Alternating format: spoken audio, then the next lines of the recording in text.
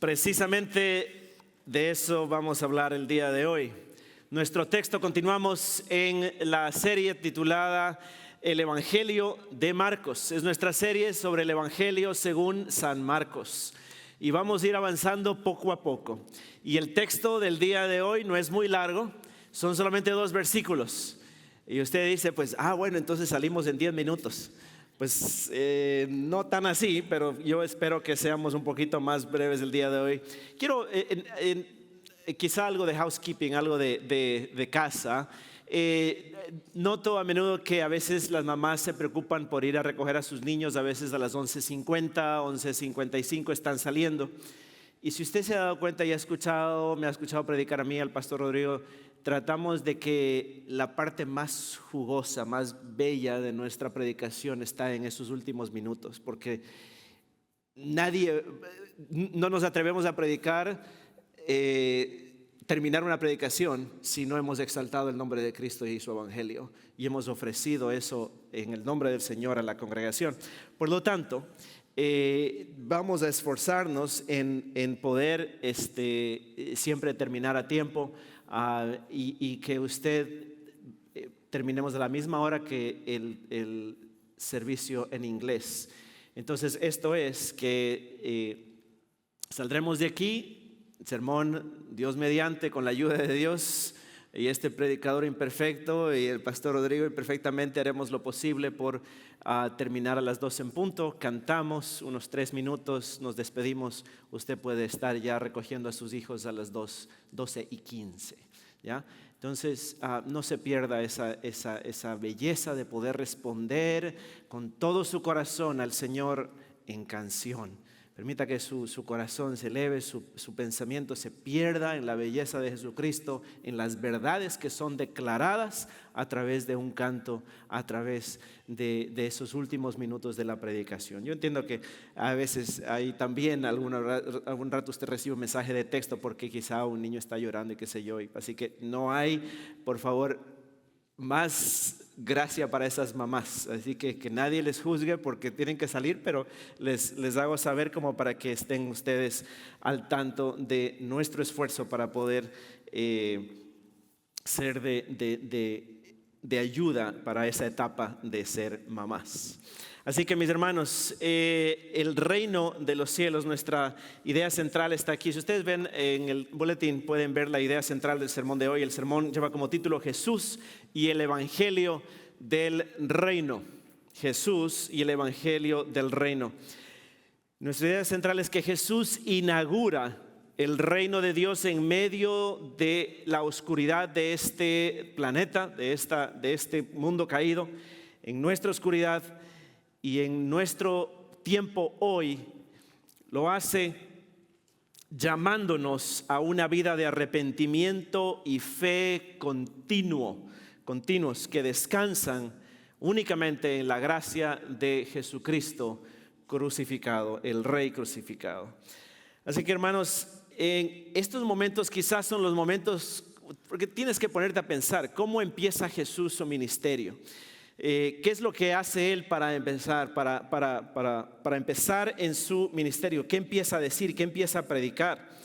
Y es, digamos, de aquí, ponte como que si esta es la puerta de entrada, el umbral, el inicio, la inauguración del ministerio de Jesucristo. ¿Cómo lo hizo? Y a menudo esto nos va a ayudar bastante para entender cuál es el mensaje central del Evangelio. Y es el tono que nos va a dar para todo el resto del Evangelio de San Marcos. Si usted ve, a menudo hoy en día, cualquier cosa a veces pasa como un mensaje de iglesia. A veces se lo conoce como el Evangelio, buenas noticias. Entonces sí, buenas noticias. Yo tengo un programa de 30 días para perder de peso. Buenas noticias. Y hay iglesias que te van a ofrecer ese tipo de cosas. De hecho, yo fui parte de una iglesia que ofrecía todo el tiempo cursos de cocina saludable y cosas de ejercicios, una zumba cristiana para que usted, las buenas noticias, para que, qué lindo, ¿no? Buenas noticias. Buenas noticias podían ser cualquier cosa podía ser buena noticia. Pero según Jesucristo y según el Evangelio, ¿cuáles son esas buenas noticias? qué no son las buenas noticias y qué son las buenas noticias. Y por eso, y ahí es que se diluye el evangelio o se le añade. Generalmente las herejías tienden a hacer que se les añade cosas al evangelio. Sí, está bien que creas, pero tienes que hacer esto también. Tienes que hacer esto, pero le añades esto también. O este de aquí está bien, pero vamos a corregir con esto. Y de esa manera se corrompe. Y hoy en día lo más común, la corrupción más común del evangelio, de lo que es el evangelio, es prácticamente una especie, una terapia de autoayuda. Es decir, haz esto. ¿Tienes problemas? Pues haz esto. ¿Tienes dificultades? Pues haz esto. ¿No te va bien en tu negocio? Pues aquí tiene Dios. Y viene Dios prácticamente a ser un facilitador de tus sueños. Es un facilitador es un self-helper, ahí está para ayudarte. Y de ahí que usted va a una iglesia y escucha una especie de TED Talk con un versículo, ¿no es cierto? Un discurso motivacional. Yo me acuerdo cuando era niño salía un señor mexicano que se llamaba Abel Cornejo y hablaba de ser excelente, el ser excelente. Y entonces me acuerdo cuando muchachos, yo recién estaba empezando a entender el evangelio, tratábamos de entender, ¿no? Un predicador, y ¿qué tal pastor? Dice, no, él es pura excelencia ese pastor, no, parece Cornejo, me decían. Entonces, mis hermanos, el evangelio, quizá para sintetizar algo, podríamos decir que el evangelio nos confronta con una realidad distinta. Y el evangelio no se trata primeramente de nosotros, sino se trata de Dios y lo que Él ha hecho por nosotros. Se trata de Dios y de su reino y cómo Él entra en nuestra realidad y nos invita a seguirle a Él. El mensaje de Jesús no es y en los tiempos en los que Él llega a Galilea, no llegó con una sugerencia moral, no llegó con rectifica tu vida, no llegó con una mejora, no llegó con, consejos o menos con una revolución política, que era lo que querían los judíos de su tiempo, y muchas iglesias hoy día eso es lo que quieren y predican, una especie de revolución política. Y en otras palabras, más bien la declaración de Jesucristo al decir de que el reino de los cielos se ha acercado, nos está diciendo Jesús que Él está haciendo guerra contra el reino de las tinieblas. Y al hacer esa guerra nos invita a nosotros a entrar a su reino y a someternos a su reinado, a su gobierno. Para entender este mensaje solamente debemos mirar no solo a lo que Jesús dijo, sino también al lugar, al contexto y a la manera en que lo hizo. Y para eso, ¿qué les parece si procedemos, mis hermanos, desde el versículo 14 del libro de Marcos, capítulo 1, versículos 14. Aquí en la iglesia de Heights nos ponemos de pie en señal de reverencia a la palabra de Dios y a su palabra. Evangelio según San Marcos, capítulo 1, versículos 14 y 15. Vamos a leer de la Nueva Biblia de las Américas. Dice la palabra de Dios: después de que Juan había sido encarcelado, Jesús vino a Galilea predicando el reino de Dios. El tiempo se ha acercado, se ha cumplido, decía, y el reino de Dios se ha acercado. Arrepiéntanse y crean en el Evangelio. Amén. Esta es la palabra del Señor. Podemos tomar asiento. Entonces vemos allí que Jesús empieza y dice, ¿qué es lo que dice él? Que después de que Juan fue encarcelado, vamos a ver en primer lugar los tiempos, el lugar, los métodos que Dios usa versus nuestra realidad, ¿ya? En primer lugar, vemos el tiempo. Aquí vemos la soberanía de Dios en la transición, es una transición. ¿Qué es lo que nos dice el versículo 14? Que después que Juan fue encarcelado o arrestado, Jesús vino a Galilea predicando el evangelio del reino de Dios. ¿Saben que el ministerio de Juan el Bautista, de Jesús no comenzó hasta que la voz de Juan el Bautista fue silenciada? Nos enseña una verdad profunda acerca de la providencia divina. Juan el Bautista fue el precursor, el que vino antes de Jesús. La voz que clamaba en el desierto fue el último de los profetas del antiguo pacto. Por eso es que Jesús dice: no hay otro profeta de los nacidos de mujer, no hay otro profeta más grande que Juan el Bautista, porque tuvo el honor de ser el precursor, el mensajero que venía delante del Mesías. Ahora, Dios en su soberanía y Juan el Bautista en su humildad, vemos esa frase tan maravillosa en el Evangelio de Juan, cuando Juan dice: es necesario que Él crezca, refiriéndose a Jesucristo, pero que yo mengüe. ¿Qué quiere decir eso? Que yo me haga pequeño, que Él debe subir, yo debo bajar.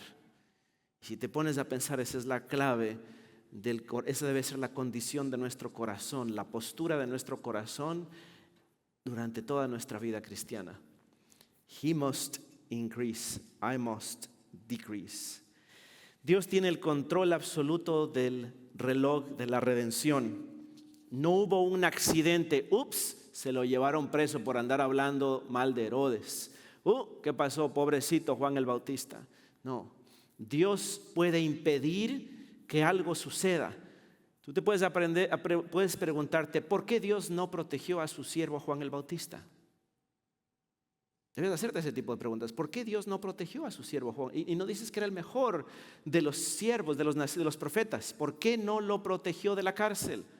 Qué gran equipo hubiesen hecho con Jesús. El uno predicaba lo uno, el otro, mientras el uno predicaba, el otro bautizaba. El Dream Team. Pero Dios hace las cosas como Él le placen y nadie le puede decir qué es lo que has hecho. ¿Cómo es eso? No entiendo. Nadie. Según la sabiduría de su consejo, Él hace. Y entonces, esto no es un accidente. No le pasó, este arresto de Juan no fue una coincidencia o que Dios tuvo que acomodarse a las circunstancias. Y eso es un error muy grande que a veces podemos pensar, de que Dios trabaja a través de ciertas cosas. No, Dios permite que esas cosas sucedan porque Él está trabajando a través de esas cosas que suceden. No es que Dios va a ver una dificultad y dice: a ver qué bueno podemos sacar de esto. Ese es un pensamiento positivo, eso es lo que le llaman un silver lining. Es como que mira lo positivo de esta situación. No se trata de ver lo positivo de esta situación, sino se trata de ver que Dios soberanamente, autoritariamente está permitiendo que algo suceda o no suceda. Y por eso es que debemos agradecer a Dios en todo momento.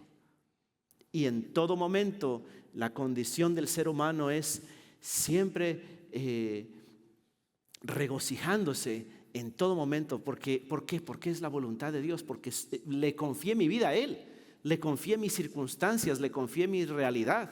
Por lo tanto, no es mis circunstancias, mi condición, no son un accidente. Para el Hijo de Dios, y mucho menos si tus pecados han sido perdonados y están cubiertos por la sangre del Cordero, no puedes ir por la vida lamentándote y decirte: ay, el Señor me está castigando.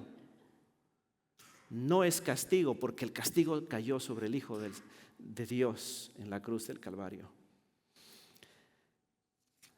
Mis hermanos, ahora sucede en ese tiempo. ¿Cuál es el lugar? Qué interesante que es ver esto. La luz en la oscuridad de Galilea, el lugar de Dios. Jesús no fue a Jerusalén, el centro de poder religioso. Jesús no fue a otros lugares quizá donde podía haber gente más dispuesta a escucharle a Él, o donde había mejor enseñanza. Estos de acá, estos esenios tienen mejor teología, estos de aquí son un poquito mejores, quizá van a escucharme más. No, el Señor Jesús elige el lugar que menos te puedes imaginar, quizá conocido en Israel como el lugar más oscuro espiritualmente. ¿Por qué? Porque estas regiones, se dirige a Galilea, específicamente a la región de Zabulón y de Neftalí, como señalan en primer lugar era la profecía de Isaías 9, Nebulón y Neftalí, ahí iba a llegar el Mesías. Era el lugar donde el Mesías iba a irrumpir con su luz. Pero hay algo diferente aquí, hay algo interesante, que este era el reino del norte y los asirios atacaron el reino del norte. Y una de las cosas que hacían los asirios para destruir a los pueblos y someter a los pueblos que conquistaban era deportar a los pueblos conquistados, deportarlos y traer nuevas colonias con su gente. Entonces, ¿qué pasó con el pueblo de Israel en Galilea, donde estaba la tribu de Nebulón y Neftalí? Se habían mezclado con los gentiles. Los judíos vieron a las muchachas asirias, dijeron, están interesantes, y los muchachos igual, y se habían mezclado. Y ustedes saben cómo era que veían los judíos más puros, los veían contaminados y obviamente quizás sus enseñanzas en sus sinagogas no estaban muy llenas, quizá no había buena asistencia, quizá no había buena instrucción, y entonces allí llega Jesucristo. Era el patio trasero allá, lo último que se imaginaban. ¿Puede algo bueno salir de Nazaret? ¿Puede algo? ¿Qué bueno va a salir de ahí? Y entonces ahí es donde se dirige Jesucristo. Y esto nos dice algo sobre la naturaleza de la gracia de Dios, que Dios no busca a los que creen estar en la luz, sino a los que reconocen que están en oscuridad y que necesitan de la luz. Nuestra realidad humana es una de depravación total, de una ceguera espiritual absoluta. Y por eso no buscamos a Dios por iniciativa propia, sino que es Dios que viene a nosotros. Él viene a invadir nuestra vida de oscuridad. Él viene a invadir los territorios donde el reino del enemigo está irrumpiendo. La elección de Galilea es un recordatorio para cada uno de nosotros de que nadie está demasiado lejos para arrepentirse. Qué increíble. Estoy seguro que usted ha sido testigo, quizá en su familia, quizá en su propia vida. ¿Será que el Juanito, el Pepito, va a entregar? Ese nunca se va a entregar al Señor. Es imposible. El pastor ni le predique a él no conoce, no escucha. Él siempre fue así. El papá también era así. No le diga nada. No, él es necio, es terco, no le gustan las cosas de Dios. Y cuando de pronto el Señor en su soberanía decide llamarlos, lo llama, no hay quien dé vuelta para atrás. Yo varias veces ha sido mi alegría poder ver ese tipo de gente. Quizá usted era alguno de esos, y usted dice, y se llega, ay pastor, yo no sé por qué están tan emocionados con esto de la iglesia, y vienen y llegan más bien primero aquí. Y usted dice, gloria a Dios, porque es el poder soberano del Espíritu Santo llamando a los pecadores en su oscuridad. No es un llamado que usted o yo podemos hacer con nuestras palabras, con nuestra elocuencia, con música bonita, con esto, con luces. Es el poder de Dios que llama a los pecadores. Entonces no pierda la esperanza de ese árbol torcido que tiene ahí en su familia. No pierda la esperanza de cambiar usted mismo y de romper esos hábitos pecaminosos. Crea en el Señor Jesucristo, en el poder de Dios para transformar su matrimonio, para salvar a sus hijos, para salvar a la gente de su familia que está lejos, de sus vecinos, al que le mete bulla toda la noche, a ese. Ahora, el método. ¿Cómo llega el Señor? ¿Cómo llega el Señor a Galilea? Llega predicando. ¿Sabe? Y solamente voy a hacer una breve observación en cuanto a que Jesús llegó predicando. Jesús llega predicando. Tú podías haber dicho, pero ¿por qué si tú y yo fuéramos Dios, qué hubiésemos hecho?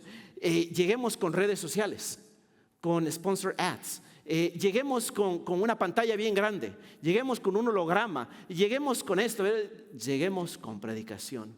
La predicación, la gente del mundo, generalmente en los años 70, 80, cuando la iglesia protestante estaba en declinación. Recuerdo leer un libro de John Stott, un famoso pastor en Inglaterra, y la gente se burlaba de estos pastores evangélicos como John Stott y Martin Lloyd Jones, porque allá en Inglaterra ellos insistían en la predicación y no, queremos predicación expositiva del texto, pero ustedes qué ridículos se ponen a seguir, ya somos gente moderna. Y ellos decían, no, la predicación. Y esa predicación no es una predicación rápida, no es una predicación que va de carrera y listo, se tira ahí a decir esto es lo que tienes que hacer. Es una predicación que te presenta de dónde salieron esas enseñanzas, de la palabra de Dios. Esa es la predicación que tiene poder. Y entonces la predicación es algo que se considera un medio de comunicación obsoleto. ¿Quién viene a escuchar a una predicación de 30, 40 minutos? Ni te imaginas cuánto más hay que salir corriendo porque se llenan los restaurantes. Hay que ir a hacer la comida. Y entonces, mis hermanos, Dios en su soberanía y sabiduría llega y dice, ahí les envío a mi hijo y va a ser un predicador. Y él va a entrar predicando. No con un TED Talk motivacional, no con un tú eres excelente, tú sí puedes, adelante, sino con un mensaje diferente. Mira lo que dice el versículo 15: el tiempo se ha cumplido y el reino se ha acercado. Ese es su mensaje. El tiempo se ha cumplido, el reino de Dios se ha acercado. El tiempo, el cumplimiento es precisamente como el libro de Gálatas, el libro de Efesios hablan del tiempo especial de Dios y hablan de que Jesús no vino, que no fue enviado por Dios su Padre en un tiempo así como que sería interesante. Nosotros podemos ver las condiciones, era excelente porque los romanos habían construido muchos caminos y era fácil, más fácil que nunca en ese mundo poder dirigirse de una ciudad a otra. Entonces fácil para esparcir el evangelio. Había también la lengua franca, los griegos, el griego era la lengua que todos hablaban, qué bonito para predicar el evangelio. Muchas condiciones eran ideales. Tú puedes ver el mundo de esa manera, pero la palabra de Dios te dice, pero venido el cumplimiento, Gálatas 4, 4 al 7, pero cuando el cumplimiento del tiempo, Dios envió a su Hijo, nacido de mujer y nacido de la ley, para que redimiese a los que estaban bajo la ley, a fin de que recibiésemos la adopción de hijos. Y cuando sois hijos, Dios envió a vuestros corazones el Espíritu del Hijo, el cual clama, Abba, Padre. Así que ya no eres esclavo, sino hijo, sino también heredero de Dios por medio de Jesucristo. Gloria a Dios, que viniendo el cumplimiento del tiempo, Dios me llamó a mí, te llamó a ti. Aquí en Norteamérica donde estamos, Dios te llamó a ti.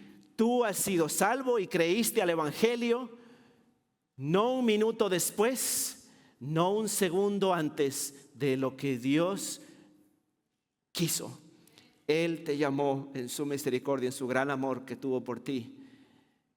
Él te llamó, viniendo el cumplimiento del tiempo, entró en tu oscuridad, en mi oscuridad y nos rescató. Mi hermano, ahora, ¿qué es esto del reino de Dios? Quiero que entiendas tres cosas que en cuanto a lo que es el reino de Dios. El reino de Dios, Dios es soberano. Daniel capítulo 4, 35 es uno de mis versículos favoritos, donde un rey pagano, Nabucodonosor, exalta el nombre de Dios luego de que ha sido humillado, luego que vivió como animal como 7 años. Dice, su reino dura para siempre, es eterno, gloria a Él hace lo que Él quiere en la tierra y nadie puede decirle, oye, ¿qué hiciste? Él actúa de acuerdo a su sabiduría. Daniel 4:35. En primer lugar, el reino de Dios es soberano, es decir, Él tiene la última palabra en todo. Dios es rey, aún cuando no siempre va a ser un rey adorado y respetado, pero Dios es rey, le guste a quien le guste, es rey del universo. Dios es rey por derecho de creación. Él gobierna sobre las galaxias, sobre los reyes de la tierra, sobre cada molécula del universo. Este reinado es eterno, es inmutable y no ocurre nada fuera del decreto soberano de Dios. En segundo lugar, es el reinado de un Redentor presente. Es decir, Él llega, se encarnó, vino aquí en la historia para rescatar a los pecadores. Es el reino, el Redentor presente. Cuando hay creyentes, podemos decir aquí está el reino de Dios, porque es el pueblo de Dios en el lugar de Dios, bajo el Rey. Y el reinado de un Redentor futuro. Es cierto que el Rey llegó en Galilea hace 2000 años, pero asimismo el Rey un día va a ser consumado su reinado. Y vivimos en esa tensión del reino, en que ya está aquí, pero todavía no. The already, but not yet. Ya, pero todavía no. Ya tenemos la garantía de nuestra salvación, pero todavía debe consumarse. Habrá un día que toda rodilla se doblará y todo enemigo, incluida la muerte, será destruida bajo los pies de Jesucristo. Ahora, ¿por qué dice que el reino se ha acercado? El reino de Dios se ha acercado, es decir, estamos en la puerta, está aquí, Cristo está aquí, está empezadito. Y entonces, pero el asunto es de que cuando el reino se ha acercado, quizá el reino de Dios se ha acercado para alguien aquí. Y quiero preguntarte eso. ¿Sientes tú, percibes, te das cuenta de que el reino de Dios se ha acercado a ti? Tú no buscaste, tú no pensaste, las condiciones de tu vida, estabas en Galilea, en esa oscuridad, por aquí, por allá. El reino de Dios se ha acercado a ti. Algo que antes jamás te importaba, hoy te gusta y sientes interés y sientes ganas, tienes el deseo de buscar a Dios, tienes el deseo de pisar una iglesia. Lo que antes te producía apatía, hoy el Señor te ha llamado. Eso es que el reino de Dios se ha acercado. Y ahora, esto demanda una respuesta. No quiero que te confundas qué es el Evangelio y qué es una presentación del Evangelio. El Evangelio es que Cristo viene con su salvación. Ahora, una presentación del Evangelio incluye todo lo que estamos diciendo, que Dios es soberano, que Dios ha venido a nosotros y por supuesto que demanda una respuesta de nosotros, de los pecadores. ¿Y cuál es esta demanda? Nos pide arrepentíos, podemos decirlo todos, arrepentíos y creer al Evangelio. Creer al Evangelio. El arrepentimiento bíblico ha sido trágicamente malentendido en nuestros días a veces. Porque simplemente pensamos que es sentirte mal por unos errores que cometiste en la vida, un ups, se me pasó, perdón. Sino es un cambio radical de tu vida en el que dices, antes yo iba caminando hacia el infierno, mi vida iba para la destrucción. Si Dios hubiese permitido que yo continúe la vida de esta manera, mi corazón se hubiese endurecido más y más y más, tanto así que al llegar a los 40, 50, 70 años, ni siquiera hubiese querido escuchar, pero Dios en su misericordia me llama y me dice, el reino de los cielos se ha acercado. Y yo cambio, pero lo que cambia es esa disposición de mi corazón. No es solamente, y a veces podemos confundirnos. Los estudiosos decimos que en griego significa metanoia, porque es metanoia del conocimiento, ¿no es cierto? Decimos, eso quiere decir arrepentimiento. Sí, cambia mi mente, pero no solamente cambia mi mente. Al cambiar mi mente, cambia la disposición de mi corazón para ir de una dirección a otra. Y esa es la belleza. Me arrepiento, pero Dios me vuelca a algo. ¿A dónde me vuelca el Señor? ¿A dónde me vuelca el llamado de Dios? Arrepiéntete. Solo me quedo ahí. Qué triste sería nuestra condición, qué triste sería nuestro evangelio si solamente se nos dijera arrepiéntete y ya. Sino que Dios, no solamente le decimos que no a algo, le decimos que no a nuestro pecado, a nuestra rebelión, a nuestra ofensa de la autoridad y soberanía del Señor, sino que le decimos que sí a las buenas nuevas del evangelio. Al deleite, le decimos que sí a una persona que es maravillosa, que es hermosa, que que nos ofrece la mejor historia de amor que jamás pudo haber sido escrita. A un Jesús que se despoja, al Hijo de Dios que se despoja de toda su autoridad y se somete, se humilló hasta una muerte de cruz. Ese es el Evangelio en el quien debe descansar nuestra fe. Y entonces muchos, por eso no solamente cuando tú tienes un hijo, y todos los padres se van a dar cuenta, no solamente le decimos que no comas dulce, no comas dulce, mucho azúcar, no comas dulces, no comas dulce. Pobre niño tiene hambre, ¿no? Tienes que darle de comer algo. Toma, mijo, aquí hay un arrocito, hay unos frijoles, un taquito, algo por lo menos. Aquí tiene una arepa, algo. Tienes que darle algo, no puedes solamente decir que no. Por eso es un evangelio que solamente se dedica a las reglas y a decir no haga esto, no haga esto, no haga esto, no haga esto. Pero y ahora, ok, ya le dije que no a esas cosas, pero tengo que decirle algo que sí. No améis las cosas que están en el mundo, sino las cosas que son de la luz. No nos enfocamos. Siempre las cartas de Pablo, de Juan nos van a indicar que no nos enfoquemos en una cosa, sino en otra. Es lo que hay un sermón maravilloso de Thomas Chalmers que se llama el poder expulsivo de un nuevo afecto. Que voy a repetir ese título porque no hablamos nosotros en español de esa manera. Es The Expulsive Power of a New Affection. El poder expulsivo de un nuevo afecto. ¿Se acuerdan? En los años 2000 por ahí había un canto de un boliviano que cantaba: yo tengo un nuevo amor. Es ese nuevo amor que tú has encontrado, ese amor que te ha encontrado a ti.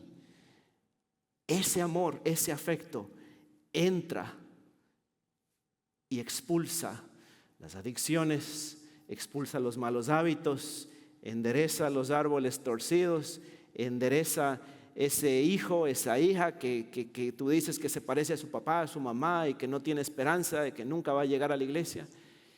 Es ese amor, es ese evangelio por los pecadores que produce en nosotros, cambia nuestro corazón, nos hace pasar de muerte a vida. Pero resulta que esto tuvo un costo. Y este costo, cuando pensamos en la gracia de Dios, en el perdón de los pecados, en Dios que te perdona, pensamos que solamente nos dice es Dios, es como un policía que te encontró